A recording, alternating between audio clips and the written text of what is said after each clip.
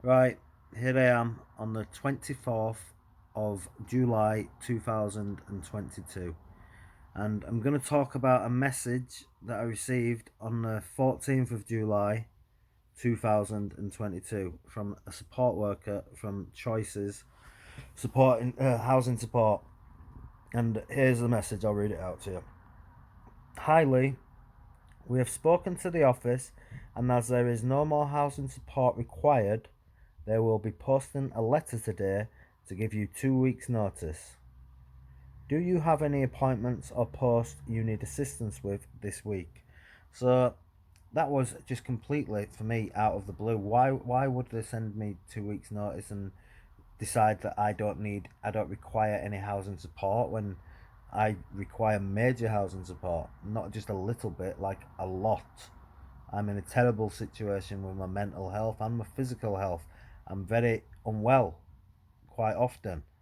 Depression is often more crippling than any physical ailments. It's a crippling disease which keeps you, not doing much, which is the case with me quite a lot. And the physical ailments are, they are what they are. I've got multiple injuries. I used to be quite into sports back in the day, and I picked up this injury, picked up that injury, and carried on working back in them days, and carried on working out. And a small injury, which if I'd have physioed right and done right, would have healed right, became a chronic problem, which I've got major pain with, like my shoulder. It's just constant agony. Anyway, I'm drifting off track. We're sticking to what these messages are.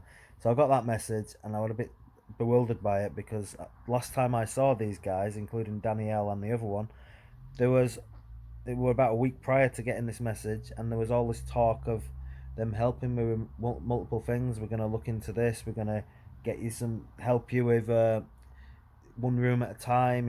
One room at a time. Trying to organization. There was a lot of mail I needed for them to check. I'd just been to chat, which for the first time I'd been there for ages, and I'd been putting off going there, saying, "Oh yeah, I don't really get on with a lot of the people. The people that talk, they're full of themselves and this and the other."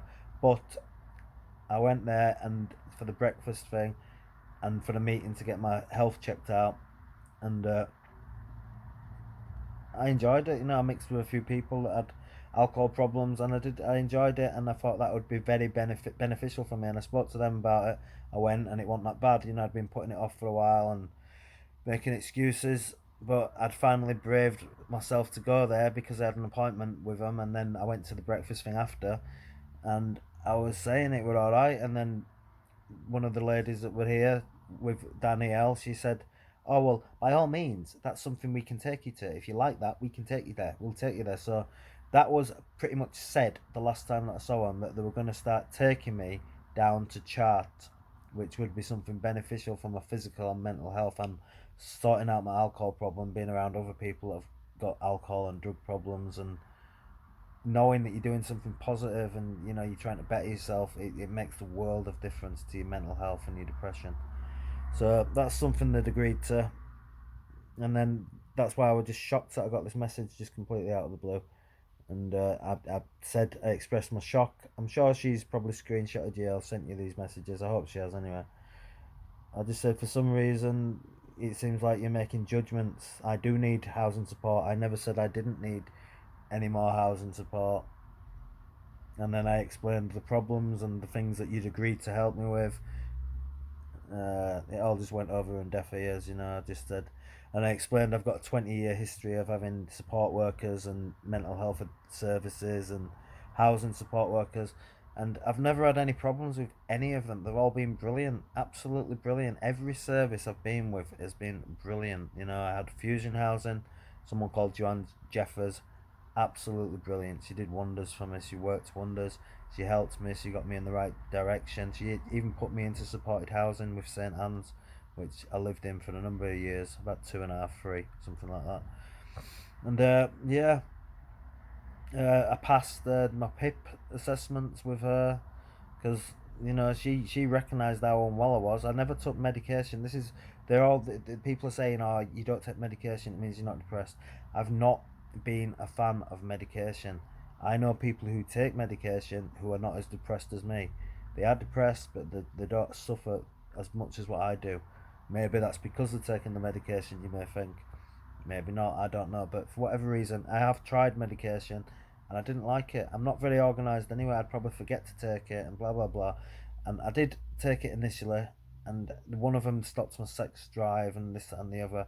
And people think, oh, well, that's not important, which it isn't important. But I just felt really off and weird, and I just felt depressed as hell when I was on that one. Sertraline, I think it was called.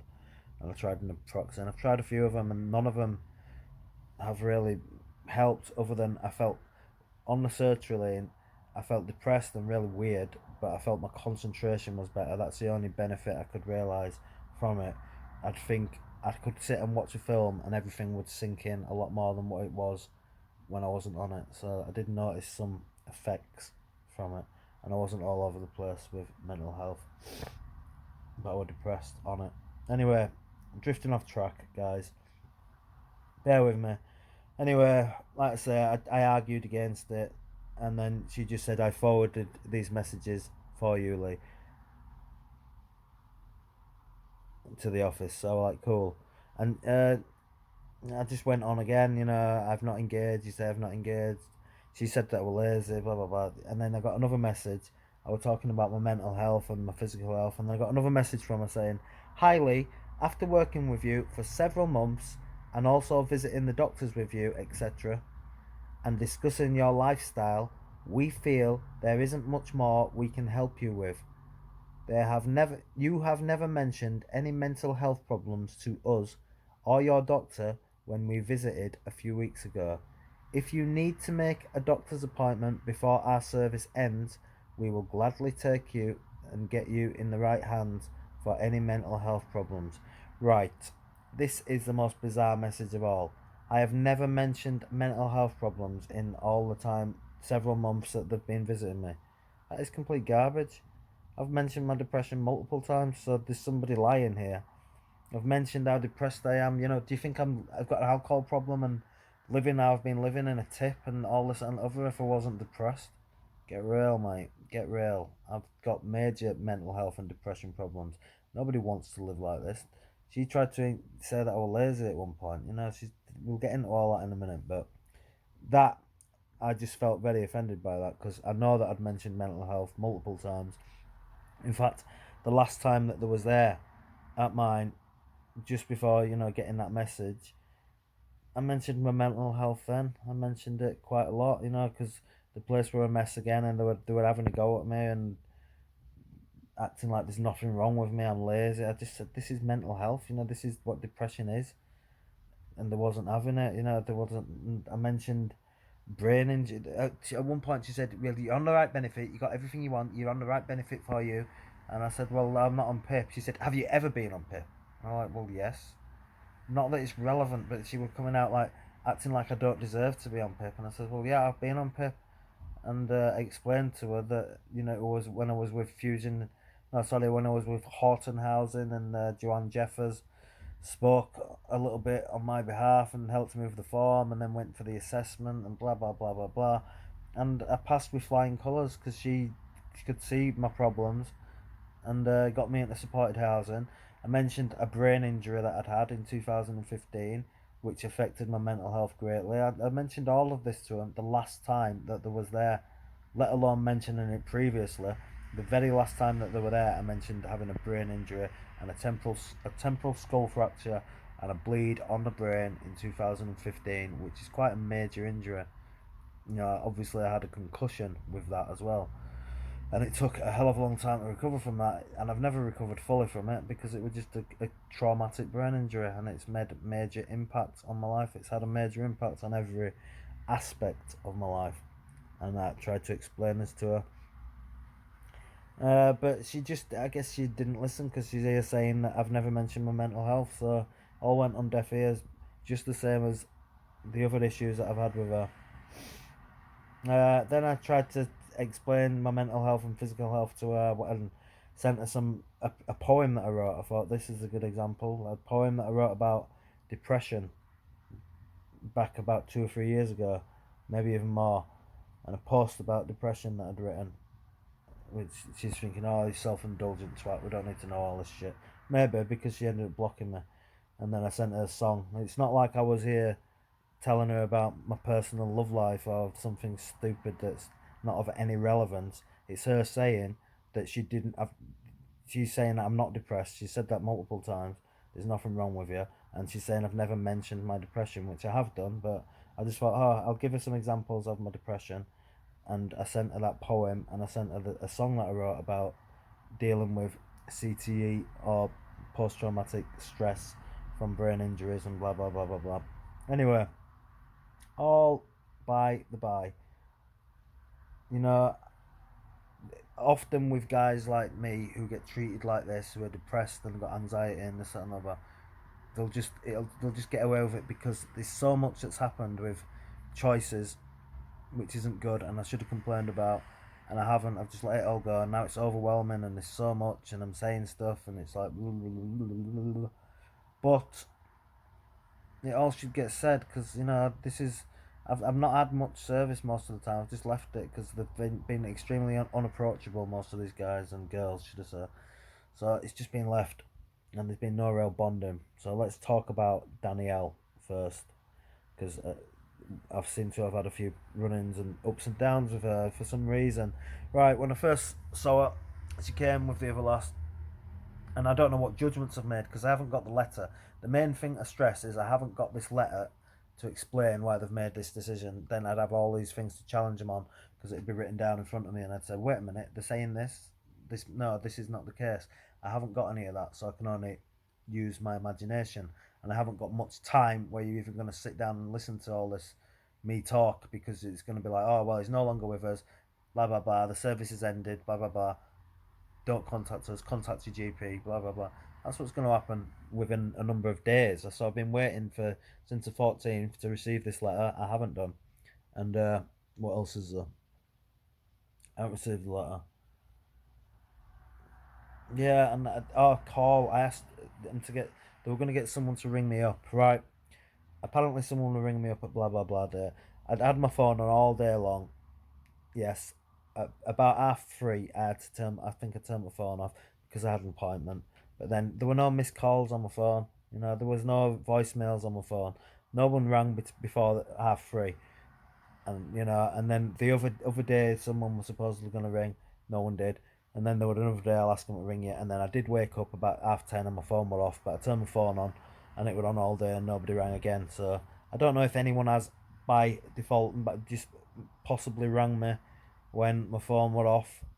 Maybe they have, but there were no messages of the sort, so no one's contacted me to tell me anything about this situation and explain why I no longer need any support for some reason. It's just terrible.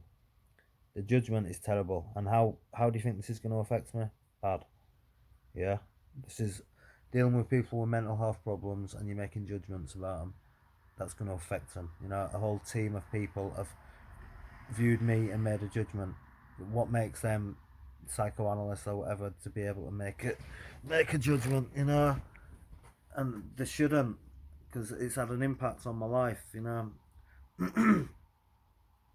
I wish they was right and there wasn't anything wrong with me and I didn't require the goddamn service. That would be the ideal situation. That would be a hell of a lot better than the reality when I do require and need this kind of support and I'm not getting it.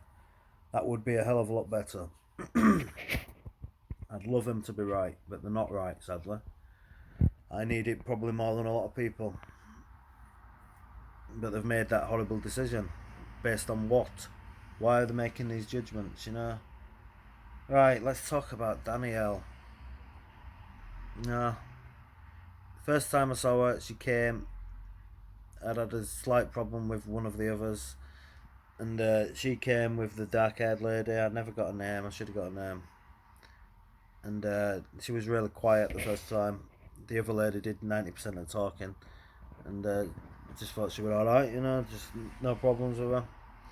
They came when there was talk about getting me a cooker of something. Yeah, I think a cooker, but it won't come in that day. But I'd had 3 people around. This is where some judgments might be made. I had 3 friends around at the time, right? One of them who were helping me tidy up. he had to get ready for the cooker because the place would tip. So they all helped me tidy up the kitchen to make room for this cooker. The friends were Katrina, who is a really good friend, and she still is a good friend. So there's nothing wrong with that. That's a decent friend who is there to an extent, but it's not her responsibility to be my support worker. She's got her own problems. She cares for her sister, and now she's got a new boyfriend, and she's busy with her own life. And there's who else? Mary Ann, who basically at that time she was staying at my place. She was using me for the place to stay. She wasn't happy at home, and she was staying with me, and I was letting her stay with me, and then Katrina was letting her stay with her on and off, and that's why she was here. It wasn't here at my disposal just to come running up to help me tidy up, like they're trying to imply, like I don't need the services. I don't know if that's what you're doing. And the other one was a friend called Sophie, who, same again. She works. Only day she has off was Tuesday, and she has a Tuesday off, and she would bored out of her head. She wanted something to do. She was trying to meet up with me. She just split up with my boyfriend, and I did meet up with her once and went to Morrison's, and then this time she was trying to meet up with me again one Tuesday, and they were like, well, I've got a couple of mates here, but I'm trying to tidy up. Do you want to come up and give us a hand? If you can do, feel free. So she said, yeah, if you make me a cup of tea. So she was up here for that. You know what I mean? She would just, it's not like at my disposal. She wouldn't just be there to click my fingers, if that's what people are thinking. And now the same thing with her. She's got a new boyfriend. She's busy on a Tuesday. You know what I mean? So that's the situation. I haven't got people just to come and help me just like that. So I don't need people to help. I don't need a support system, support worker, or whatever the case may be. They were there. That incident. Maryam's gone because she's gone back to her Muslim family, and the Muslim family have found out she's been meeting up with a white guy, and they've gone crazy and told her you need to stop seeing him and blah blah blah. And I've had threats from brothers and a father saying leave my daughter alone. And Sophie's just busy doing her own thing with her boyfriend and this and this, and Katrina the same thing. So I haven't got all these people at my disposal. But anyway, we got over that one. So that's the first time I met Danielle. She came round. They might have made judgments about that, the fact that I had people there. Maybe they did. But like I say, she was alright, she was quiet. And then when I saw her again, everything was cool again. She was fine. Really easy to talk to. They were on about helping me with a dryer, renting a dryer, looking and buying one monthly, whatever the case may be. There was some help in place. They were on about moving things around, helping me declutter, helping me tidy this room up, tidy that room up, one room at a time, organisation, yabba yabba yabba. There was a lot of support there, and I was thinking, right, these guys are actually pretty good, because I'd been told they were good, and I hadn't really experienced much goodness from the previous ones. But I thought, yeah, these guys are good, and they helped me declutter the cupboard really well. It was really helpful. And I did a lot myself. I got it all out and carried a lot of stuff out for them. There was a lot of help, and I thought that was good. It was all cool. I think the problems really started when I went to the doctors. This is when the problems started with her. I had a doctor's appointment, and she went with me. She came in with me because I thought I could do with some support. And then I just feel, the doctor that I got, like, let's talk about the doctor. He's called Dr. Gowder. I've had experiences with him. He's always the one, if you ring up and don't ask for a specific doctor, which you should do really. I should have told people about that. Just ask not for Dr. Gowder and you're alright. I've done that before when I've rang up myself. I just forgot about it. But yes, he's not the best of doctors. Is for me, my experience of him, I went there having in about 2017. Now, I pulled my muscles multiple times, right? I pulled a bicep in 2012, 2013, and then it affected my shoulder. I got something called shoulder impingement. I had it for years. It affected my chest because the shoulder were knackered, so I couldn't do press-ups without knackering the shoulder, so the chest didn't get much working out, and that all became messed up and blah blah blah. Anyway, long story short, I went to him once because I was in a lot of pain. And I was just thinking things are just getting worse every time I'm doing something. I'm straining things, straining my chest, straining my shoulder. Uh, and that was about 2017. And he looked at me. He told me to pick my arm up. Oh, there's nothing wrong with you. Basically, he said there's nothing wrong with you. I said, well, I had injuries years ago. Oh no, nothing. No, nothing. You can move your arm. You're fine. You're fine, Lee. You're fine. You're healthy, man. Blah blah blah. All this stuff, telling me that I was absolutely fine and there's nothing wrong with me because I could put my arm over my shoulder. I could put my arm above my head or whatever.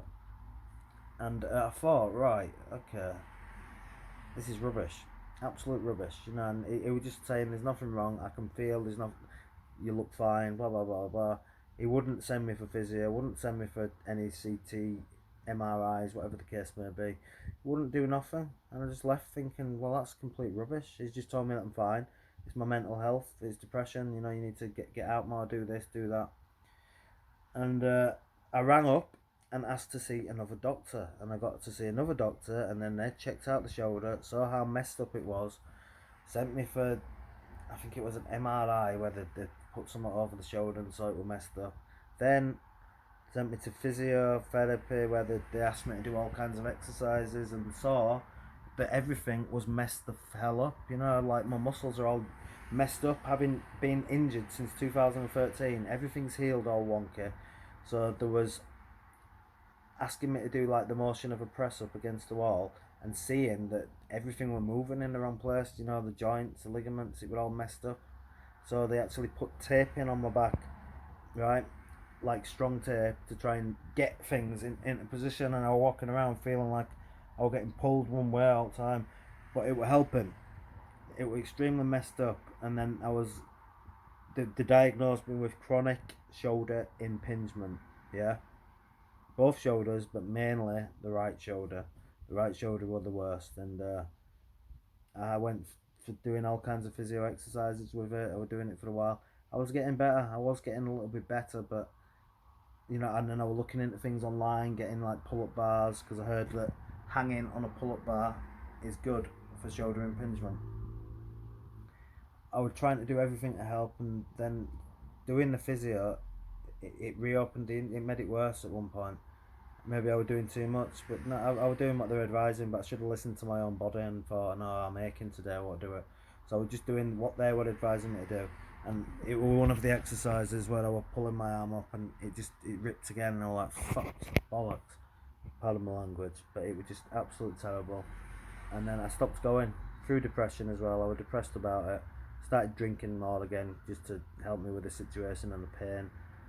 And yeah, but I was diagnosed with shoulder impingement, chronic shoulder impingement. I've been diagnosed with low vitamin D, been diagnosed with patella tendinosis.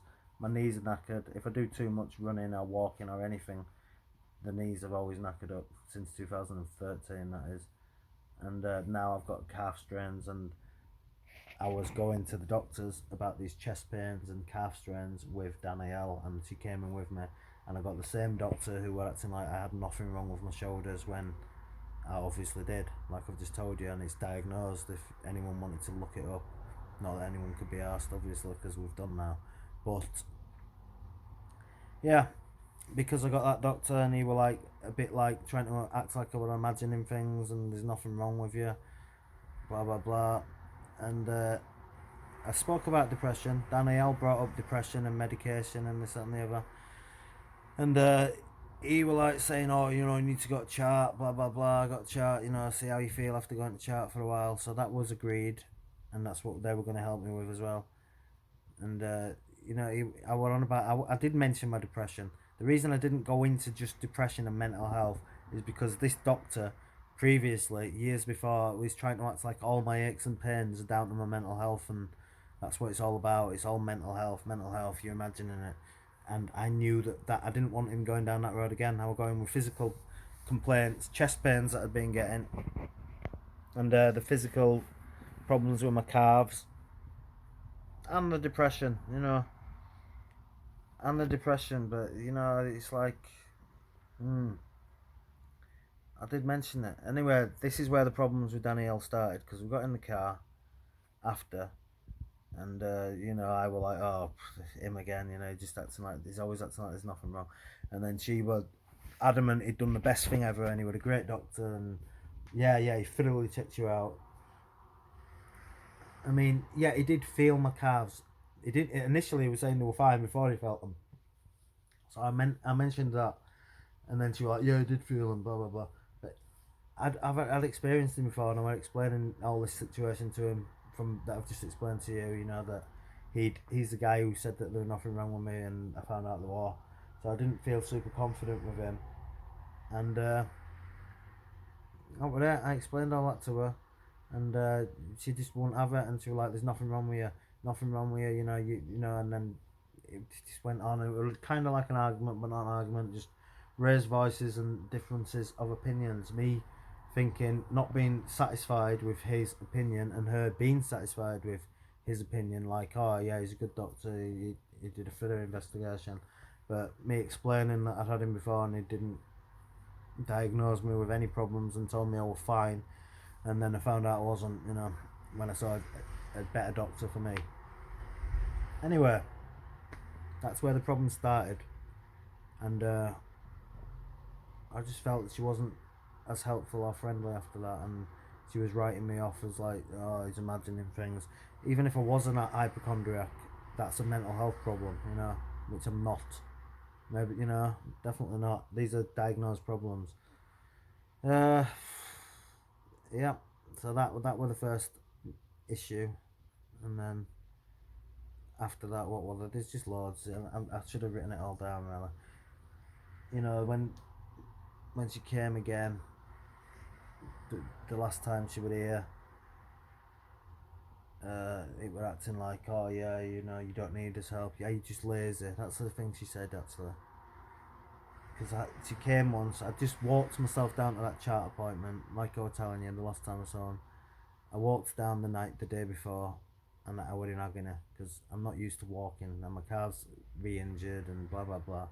Anyway, they came. I was exhausted. I answered the door, and I just sat down and spoke to him and explained the chest and this and over. And then she was like, "Well, there's nothing wrong with you. I've been to the doctors with you. There's nothing wrong with you. Maybe you need to accept that there's nothing wrong with it." And I'm like, whoa.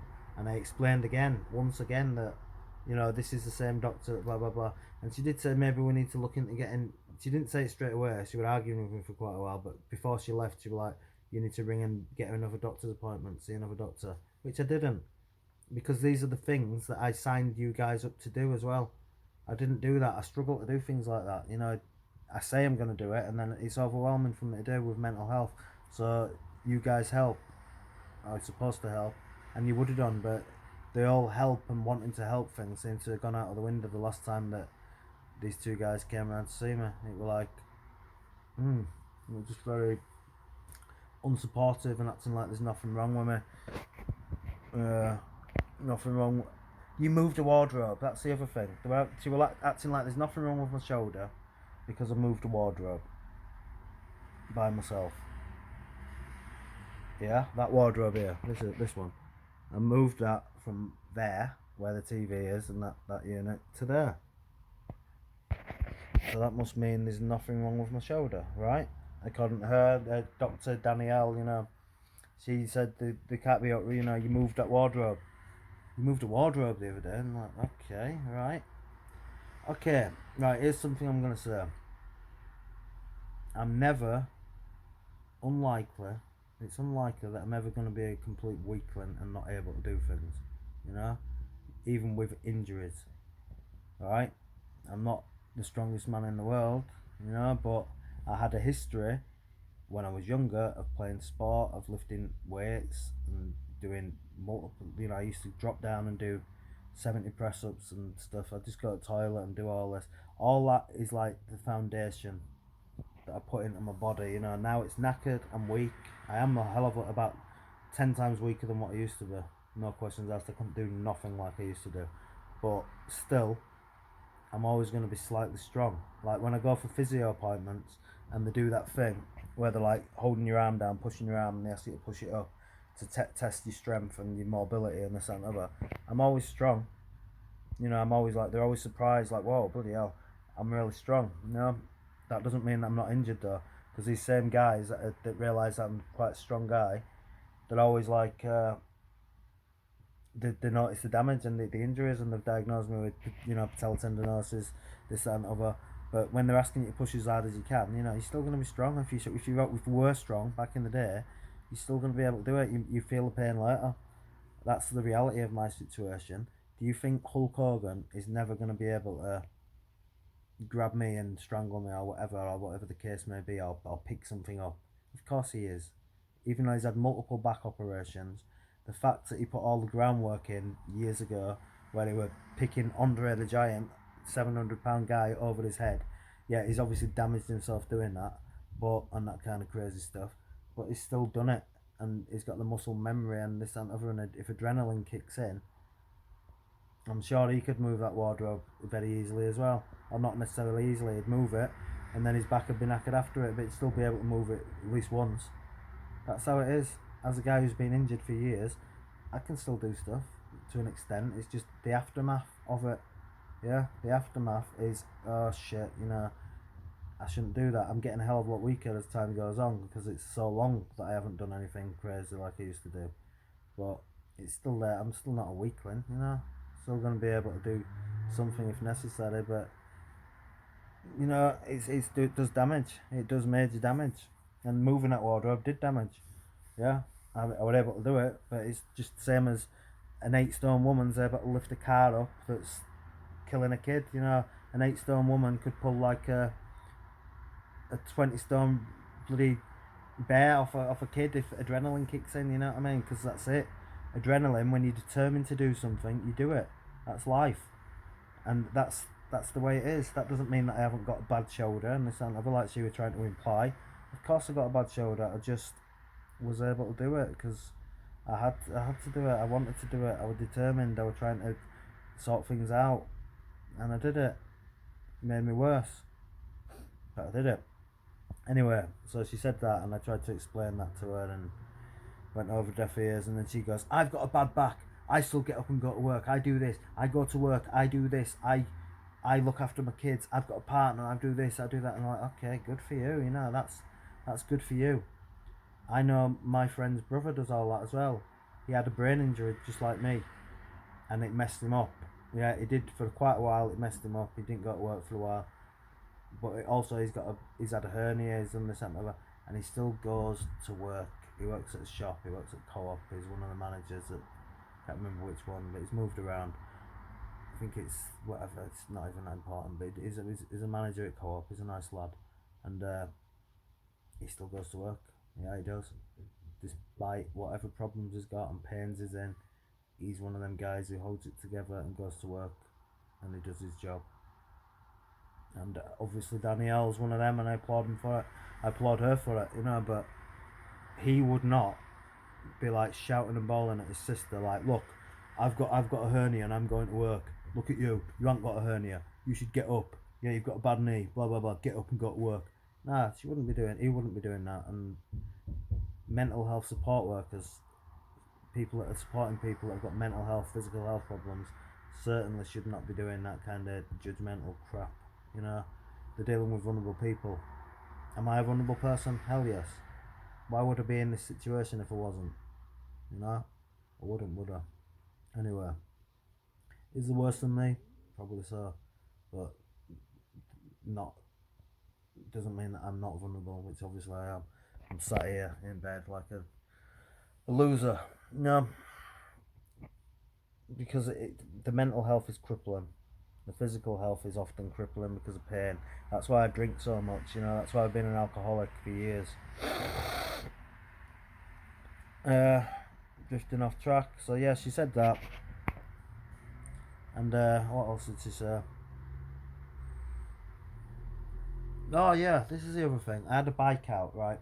My bicycle was out, plonked there near the door in the living room, and she said, "You've got a bike. You go for bike rides. Listen, I'd find going for a bike ride easier than tidying, harder than tidying up." Oh, okay. The bike were there because I'm depressed, and I hadn't taken it back into the cupboard where it should have been.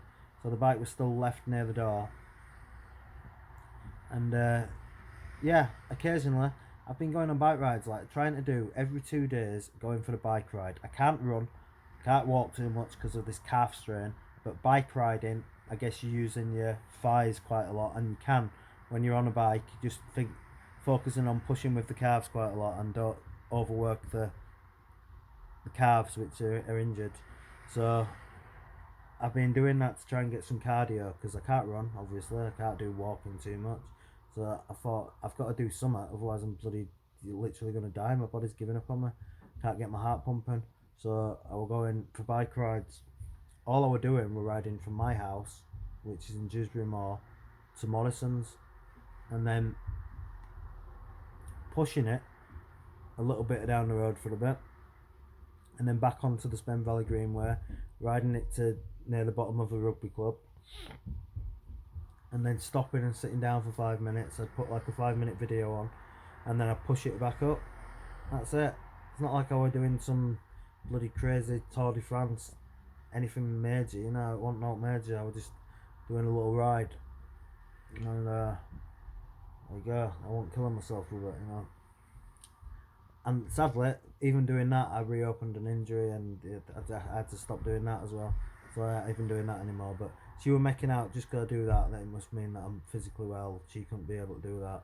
And then she said, you're able to go out with your friends drinking and going out. That's all the effort. You make all the effort of getting on a train, getting on a bus, blah blah blah. Because I went out to my friend's birthday party, which I mentioned to her, you know, because I hadn't drank and I was trying not to drink, and then I was going out to a friend's birthday gathering, and I said that was the time that we were going to drink. Anyway, I mentioned that, and she made a judgment about that, saying that I don't need housing support or whatever. No, I don't think she actually said them words, to be honest, because that's only after. But saying that I should be able to tidy up and make more effort because I had the physical. I make all the effort to go and travel to my best mate's birthday party. Right, one of my best mate's birthday parties. I've known her for years. She's an ex. She's one of my best mates, Amy. She knows all about my mental health problems and physical health problems. She's a good lass. Obviously, I'm going to go to her birthday party. You know, I'm one of her best mates, if not her best mate. I've got two best mates, her and Joe. So I've always got to say Joe's my best mate because I've known her longer. But they're equally both great mates, and I love them both to death. You know, they're really good friends, and I'm lucky to have them, and vice versa, I guess. So I've got them too, and obviously I had to go to a birthday party. Simple. And it wasn't no marathon like she's making out. Oh, you went to all that effort. What did we do? We jumped in a bloody taxi together. Me, Joe, Katrina, and Amy. We were all in the same taxi. Got dropped off at this Weatherspoons where we were meeting at other friends, and then got another taxi to the bloody bowling place.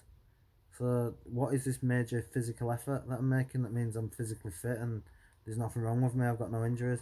That's what she was trying to imply again, and obviously a friend that comes with her is going to try and say she didn't say that probably, but I can say I'm not a liar. I know exactly what happened, and this incident, actually had a friend in the bedroom. I did. Yeah, I didn't mention it because it wasn't relevant, but the one, my friend, my girlfriend, I could call her. Yeah, I've been seeing her now. She's a nice lass. Girlfriend was in the bedroom, you know, and she's got mental health problems and support workers as well. And she heard it all, and she was like, "Wow, if is that how they talk to you?" And I was like, "Well, recently they were alright at the beginning, but yeah, they just didn't want to help with anything this time, and they were pretty harsh with me for some reason. It wasn't helpful. This isn't helpful for my mental health. It was depressing. Like bloody hell, I feel like I'm just being assaulted. People have came into my house that are supposed to be supportive, and they've just like acted like I'm some idiot who's trying to get something I don't deserve. You know what I mean? That's the gist of it. And the effect that this has had on me is major, hence I'm here talking about it. And I'm going to keep recording these videos talking about it. Why not? Because they're not going to be asked or watched probably, but they need to understand the impact that this kind of attitude has on people with mental health. Yeah. Right, so where was I? Drifting all over the bloody place. I'm not very organised here, but reality is, yeah, she did all that. She acted like I'm fine because I did that, and then she went, "Oh yeah, you moved the wardrobe," which I've already talked about that. What else did she say? Yeah, she was talking about how she does this and she does that, and she's got a bad back and don't stop her.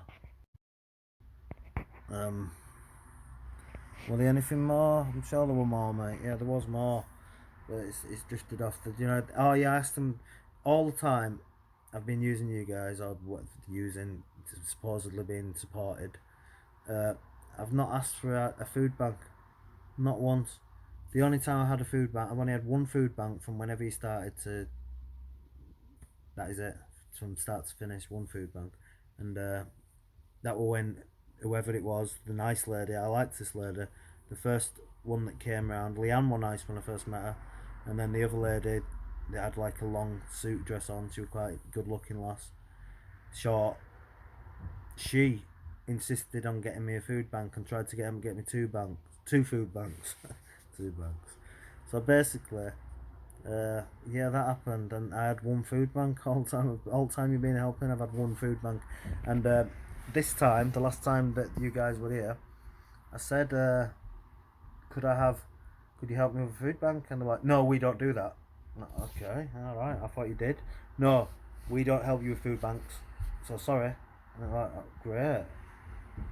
All right, this has just been a bloody horrible encounter. You've came in, insulted me, said that I'm making up my illness and mental health, and I don't have any problems. I don't have this. I don't have that. I don't deserve PIP. I don't. There's nothing wrong with my shoulder. The doctors told me there's nothing wrong. I've just had all this horrible treatment, been spoke to like shit, basically, been judged. Obviously, they're going to try and deny it, but I had a witness here anyway. And then I asked for the food bank, and they were just bloody harsh as ever with me. Like, no, afraid we can't. And they didn't even explain it initially, so I just stood around near the doorway, like, all right. I thought that's something that you did. No, no, we don't do it anymore. You'll have to go down to Hetman Wyke.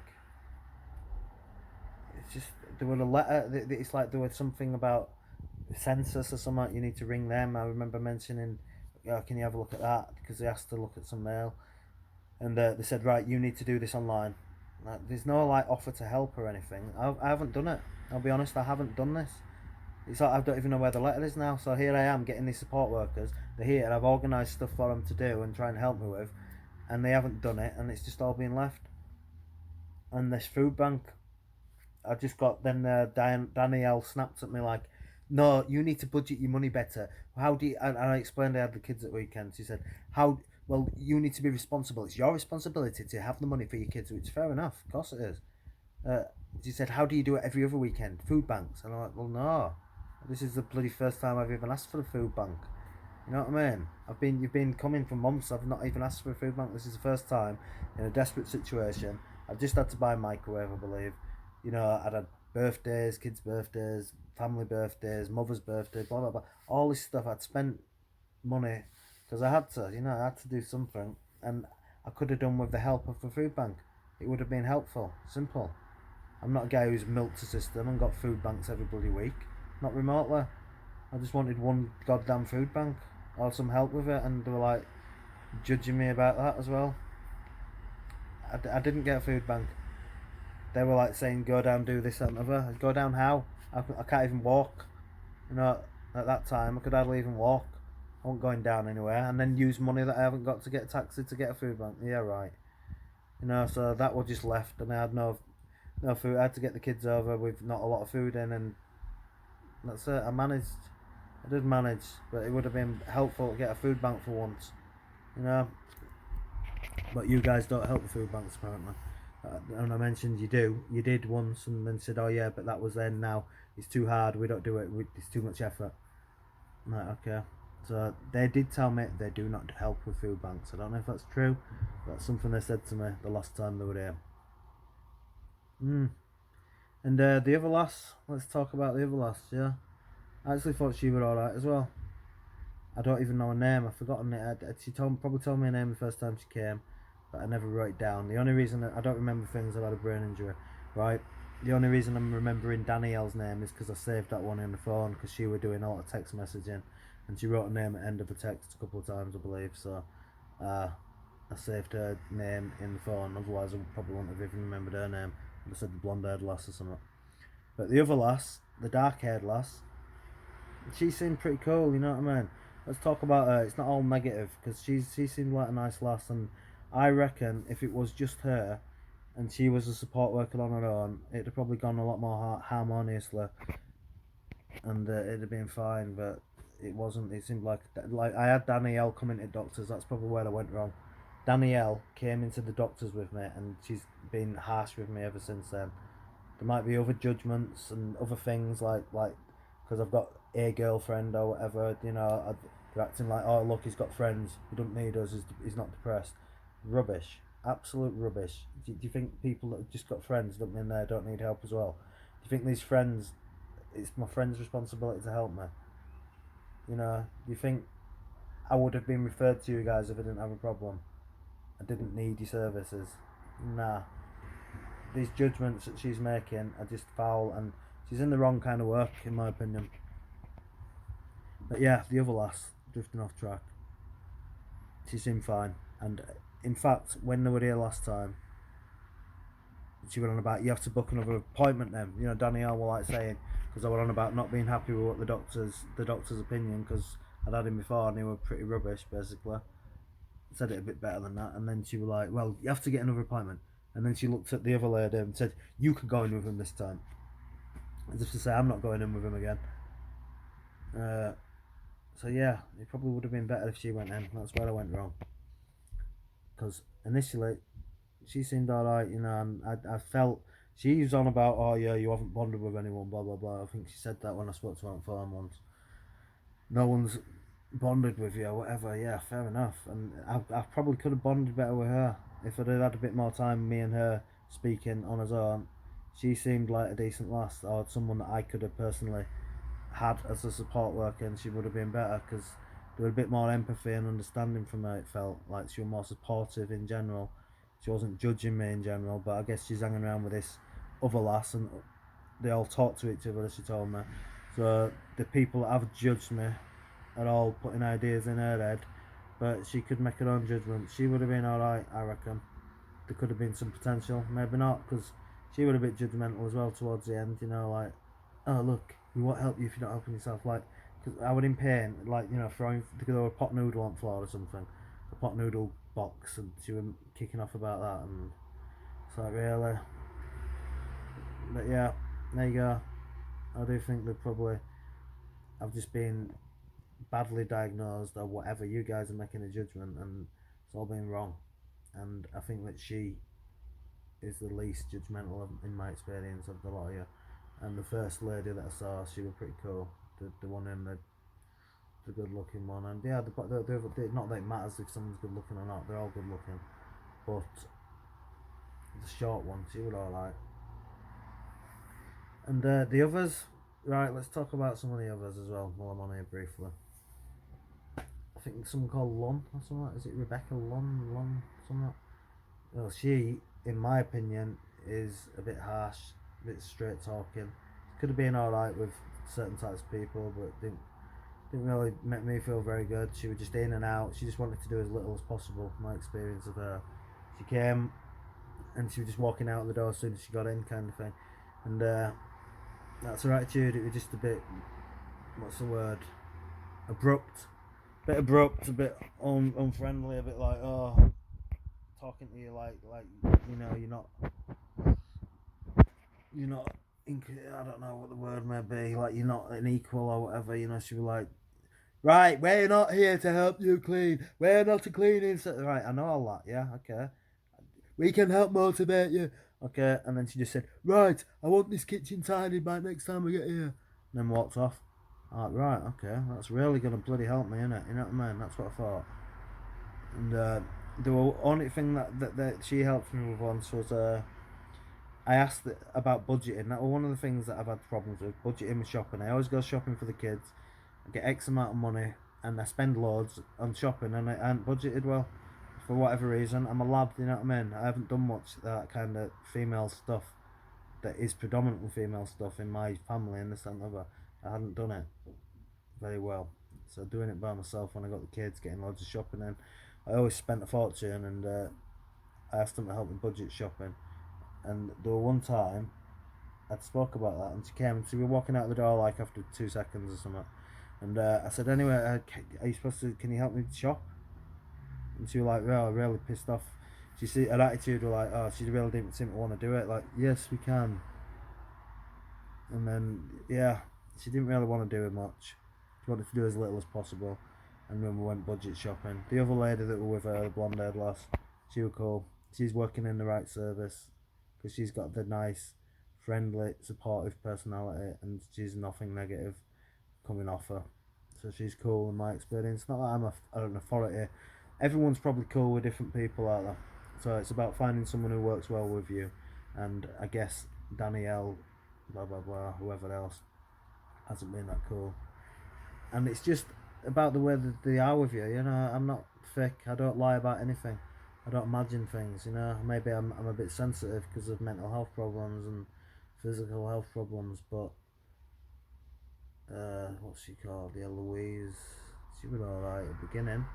It's the thing, she came and she was really cool at the beginning. Helped me tidy up. This is the only time anyone's helped me tidy up, yeah. And she was acting like the only reason I got the service is to help me tidy up. But that's complete garbage. Absolute frigging garbage. I got the service because I was told they'd do more, and I got referred to you guys. I didn't refer myself.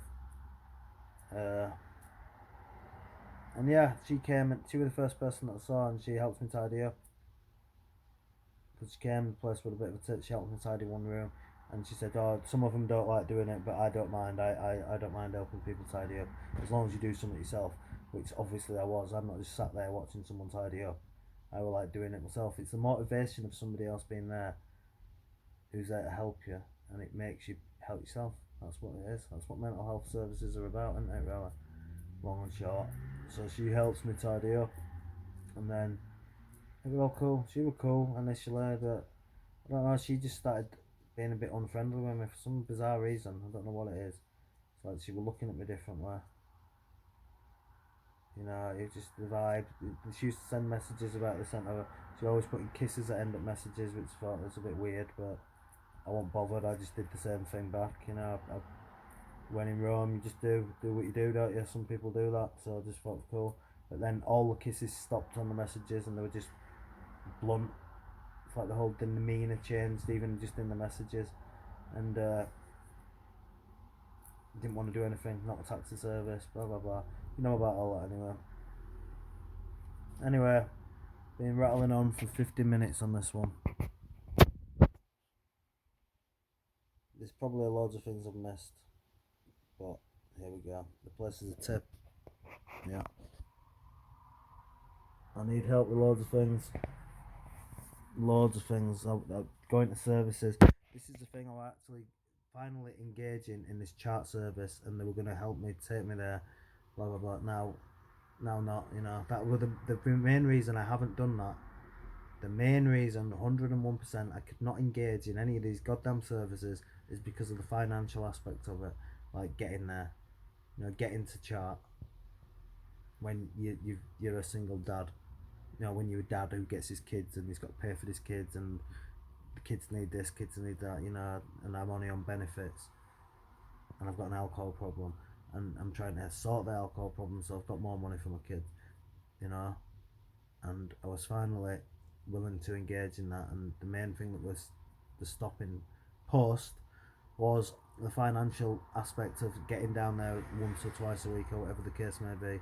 Couldn't afford it, and then these guys said, right, we'll help you with that last time they were there. So I was kind of feeling optimistic, thinking, yeah, I'm going to start going there every week, why not? I'm not doing anything else, am I? So it would be beneficial.